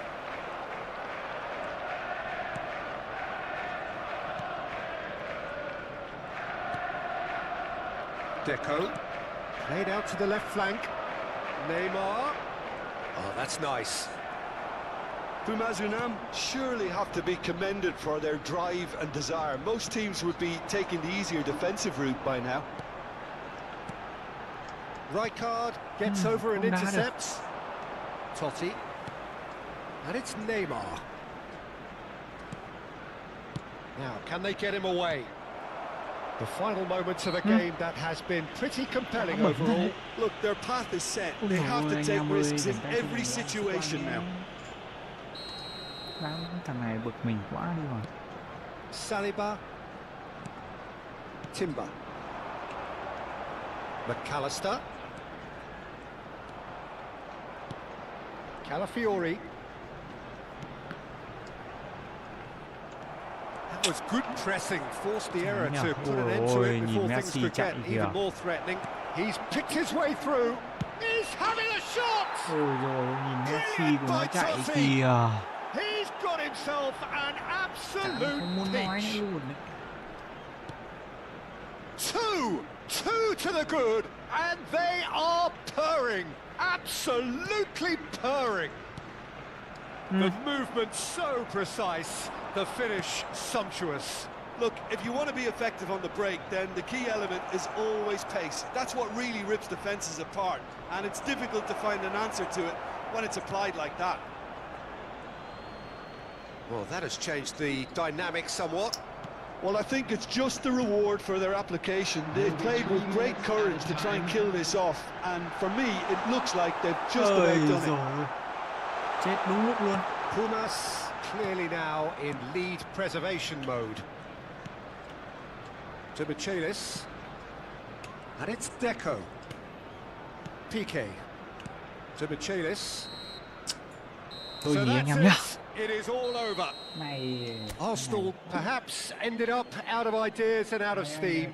Some warm applause and acknowledgement of the effort put in by the players. Mình dùng But that mà. does not hide the overall disappointment. With the owner of a blue I5 12 Final F thoughts, Jim? 400 Well, there was a distinct 12 lack of clarity 400 or F. commitment Với in, lại in everything the players were trying card to đồ họa do. là 3060 Looking nhá pretty bạn ơi. lethargic, and they were Card đồ họa là ruthlessly 3060. Thế là chơi ổn rồi. Chán quá. Nào, thử xem mà history xem nãy giờ mình gặp những ông nào nào. Ông vừa rồi. Đấy. Chả hiểu kiểu quái gì mình mới lên Division 3 cho gặp ông Division 1. Trận đây. Lại Division 1 tiếp.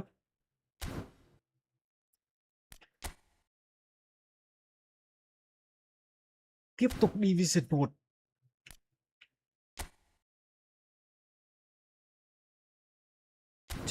Chơi bẩn vừa vừa thế. Vừa mới vào được trận tí thì gặp 4 ông Division 1 đá thế mẹ nào được. Thôi, xin chào anh em nhé. Chắc là mình dừng like ở đây thôi. Chào anh em. Anh em rảnh tay thì cho mình một like và một subscribe nha anh em ơi. Xin chào anh em nhé.